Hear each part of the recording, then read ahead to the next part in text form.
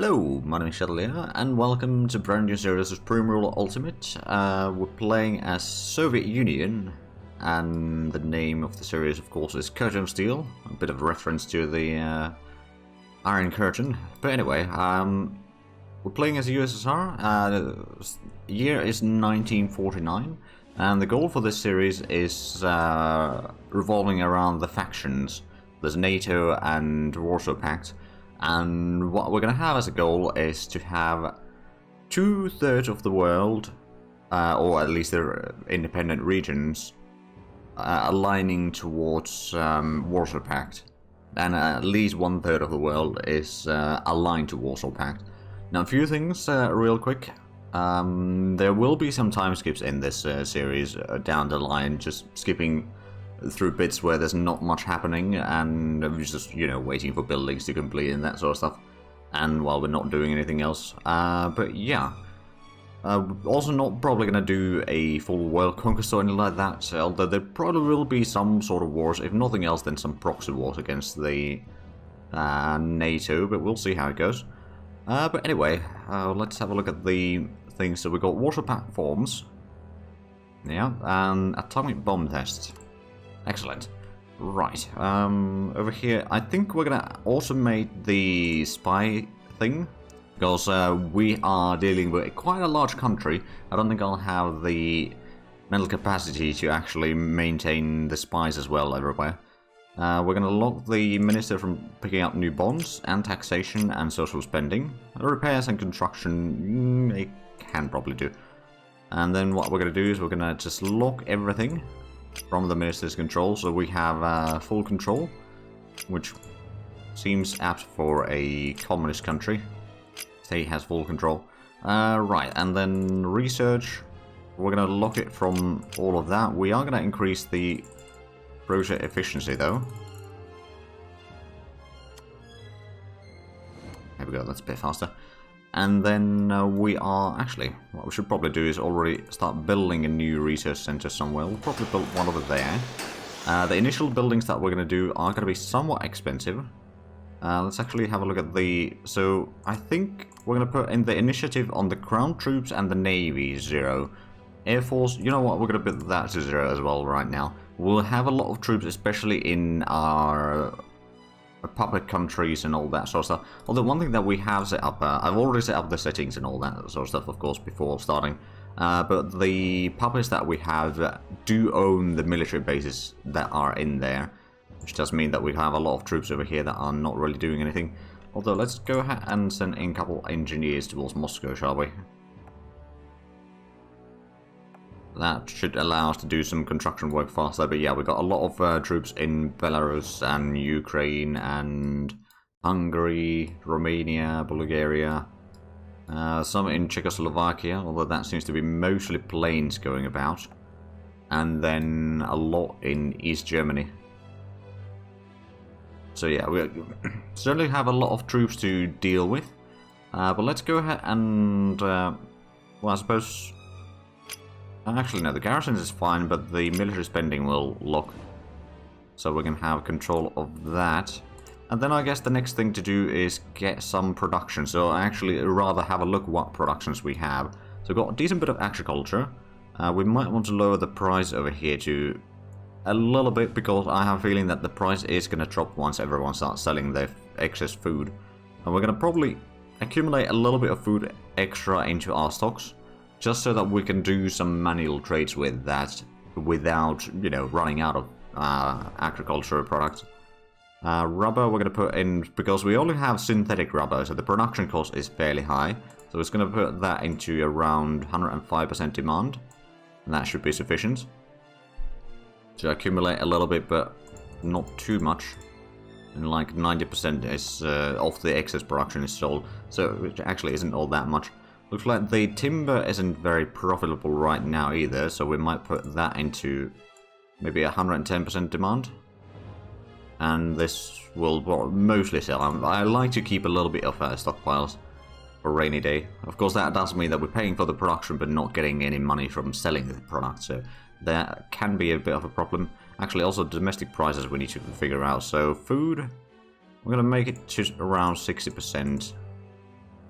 domestic price. Eventually we'll probably raise that a little bit. We don't want to raise it too much though, just so that our population can afford getting the food.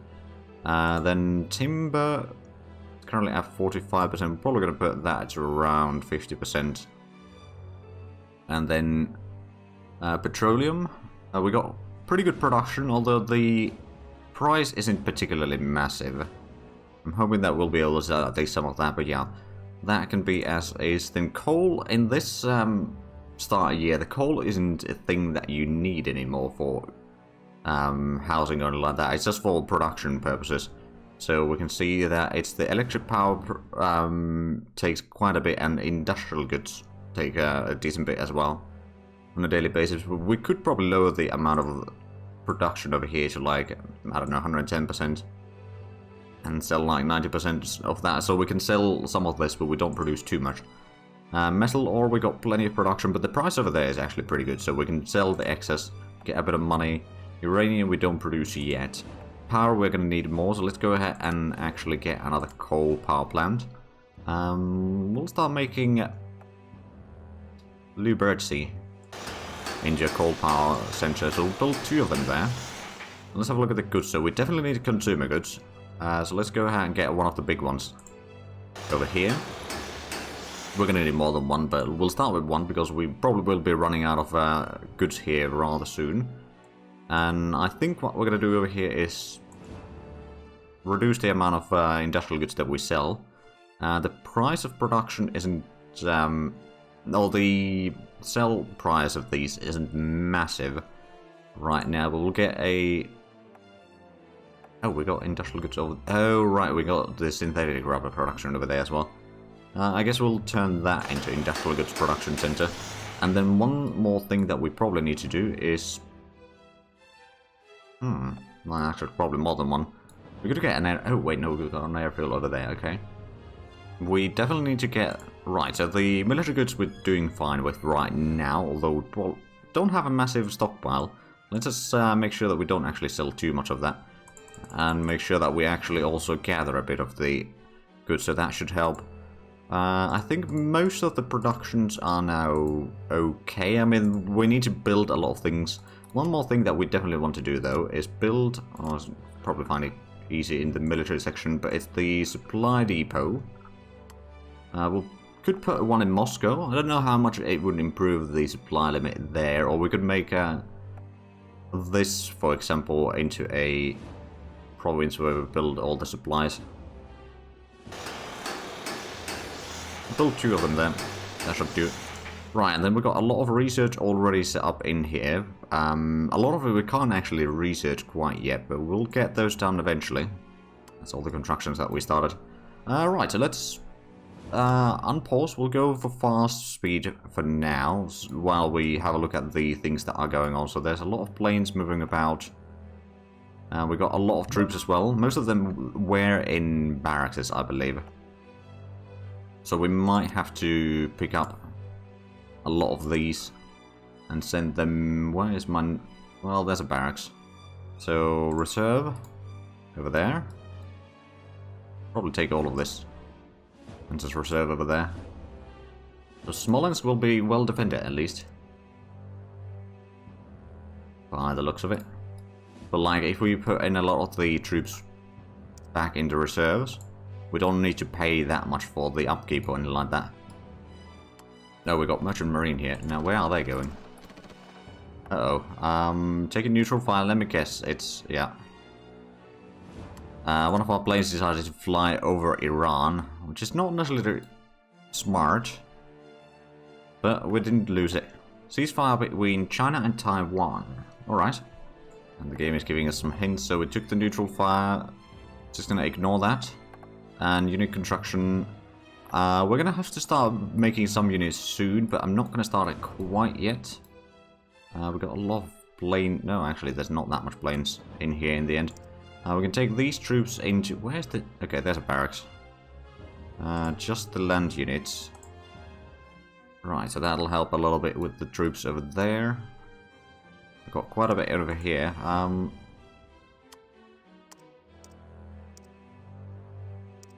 Take those 3 troops. We'll leave a little bit in Zaporizhia. And we can take these to reserve at Rostov, I suppose. There's a lot of productions over here. You know what, let's set up some productions already in here. So we'll probably want to get... yeah, it's a continuous production. Combat Engineers are not a bad unit, to be fair. It's not the best in close quarters combat, but it's got pretty good stats overall. So we'll get one of those producing over here. Or one line of those, then let's set up some tanks. We could get the IS-2M Heavy, which is pretty decent. It's not the best tank that we have, like the IS-6 is better. But at the same time, the IS-6 takes a lot more time to build. It's almost 3 times as much. So we'll build that one, and then we'll maybe get some artillery. Which, to be fair, is probably...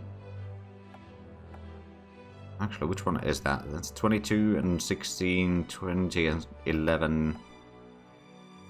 Yeah, I think that one's probably best. And then one more, maybe air defense. 22 kilometers, that's 36 for close targets and 12 for medium. Okay, yeah, we'll get that one. So that's going to be producing those things here. We could maybe get some shipbuilding going on as well. Like a submarine. And maybe a capital ship like the... Oh, right, so this one's got a lot longer range. The Sovietsky Soyuz class. Yeah, we'll get one of those. It's gonna take a long while to build them. That's fine. And then maybe an escort ship.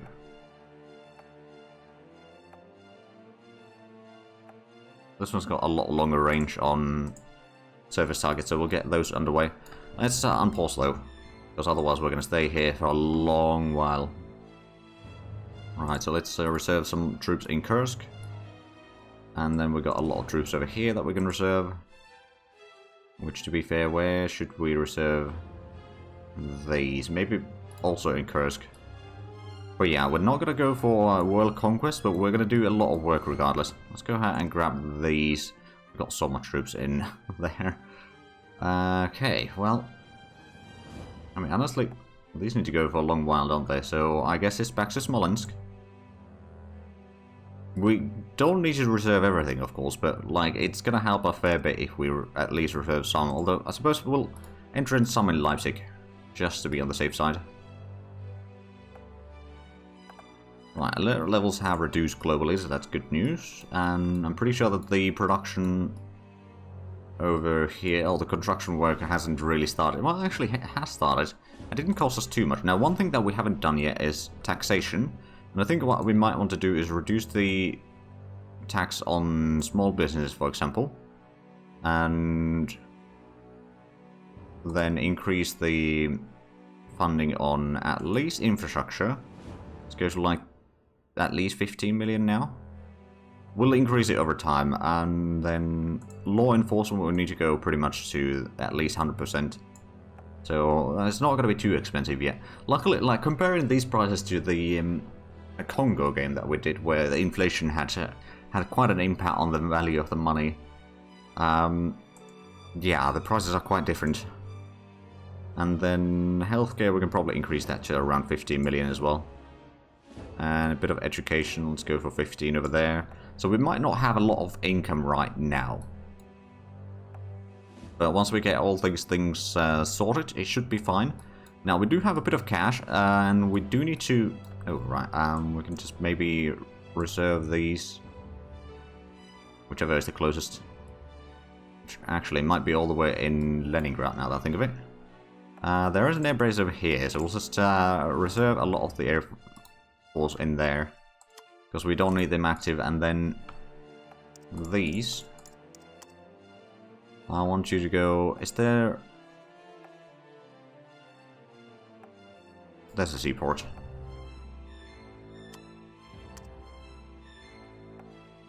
What are they actually carrying is my next question.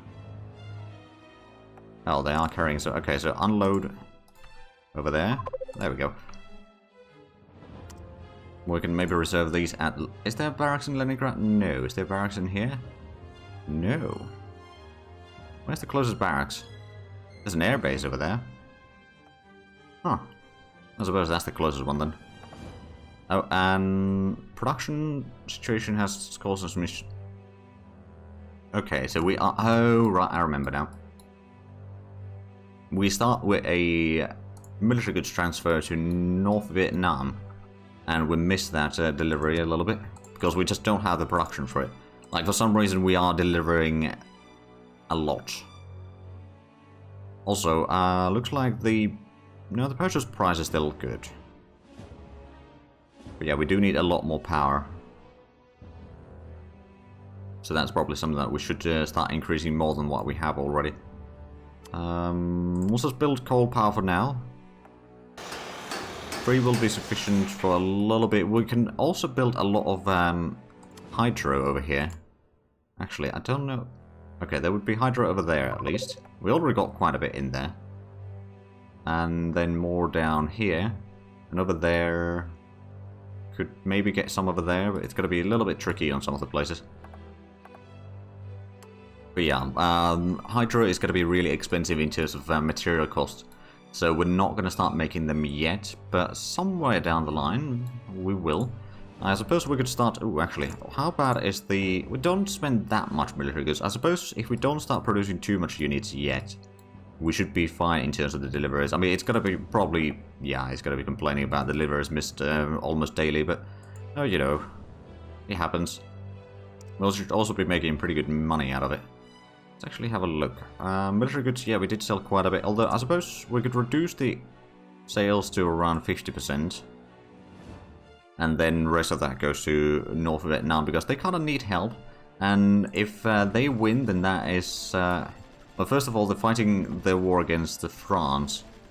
If they win, then that's going to be good for us, because they are part of the... Well, at least they are aligning towards our faction, or leaning towards our faction. Even India is slightly leaning towards the Warsaw Pact, so that's quite nice. Afghanistan is already fully in. We might actually start supporting Iran's government to get them to join us. And then one more thing that we can do is we can start trading with Finland for some existing old techs that we don't start with for some reason. Each deal that we do makes them like us a bit more, and eventually they'll start leaning towards our faction at least, and maybe we can have them fully in. But if we have a look at the total amount of factions right now, so how much is that actually? There's 21 leaning or aligned towards Warsaw Pact, 28 leaning or aligned towards NATO. So that's already 49, and that, let's see, there's total 85 factions or regions that we need to factor in. Right, we don't actually need that one. But the game will give us the help things for a while. Okay, so we got one of the trades done. Let's just keep on buying whatever we can from them. And also we should probably buy some things from Sweden, because Sweden is also something that we can maybe turn away from because they're currently NATO aligned. Or leaning. Now Finland is already Warsaw Pact leaning, and we can make that even better for us. Buy the vaccine thing from them, because we can actually buy things quite cheap from Finland. Anti-tank rifles, we'll buy that from Sweden. We'll be spending a lot of money right now, but eventually we'll get it back. For sure. Okay, so Finland is no longer non-aligned, so that's good. Diplomatic counter, sure, we'll pay you an extra million. Right, and then X-ray, yeah, we can do that one. I don't know why we don't have all of these, but well. Synthetic rubber production we'll buy from Finland. Let's keep switching between these two, because if we can get both of them into Warsaw Pact, that means that the Baltic Sea is basically safe at that point. Like, well, I suppose Denmark can still be a bit of a problem, but like, we'll have up to here, we can basically just close off the entire Baltic from enemy interference. You still want more money? Okay. Right, well, at least Finland isn't asking for more. I'm seeing if we can make sure that they don't... Right, that's the DNA thing, we can do that. You want a counter offer, okay. Fine. Let's go ahead and... Is there wasn't a barracks here, no. We'll reserve the planes in there because we don't actually need to have everyone out. And then from here we can take most of these planes and reserve them at there. So that's going to reduce the sort of running cost of our military a little bit. Now we're not making a massive amount of cash. But it could be a lot worse. And of course things are just beginning really. So let's go ahead and increase the speed a bit.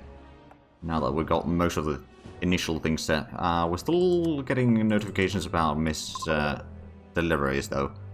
I'm sure that we deliver at least some, but probably not everything. Also, we're running a bit low on... Oh, did they price... Oh yeah, the price did go up. Let's increase that to 30. That might be not enough. And over here we have... Oh right, yeah, that's because we don't have enough power to produce the industrial goods. Alright, well, that's a bit of a problem. I'm hoping that we can increase the amount of power that we have available. I mean, there we go, we bought at least some. Right, another thing that we could start doing is start selling some techs for Sweden. Because I know that they probably want some things from me as well. They won't be paying much, unfortunately. And what about Finland? Let's give them improved AA guns. Or 40 million, alright.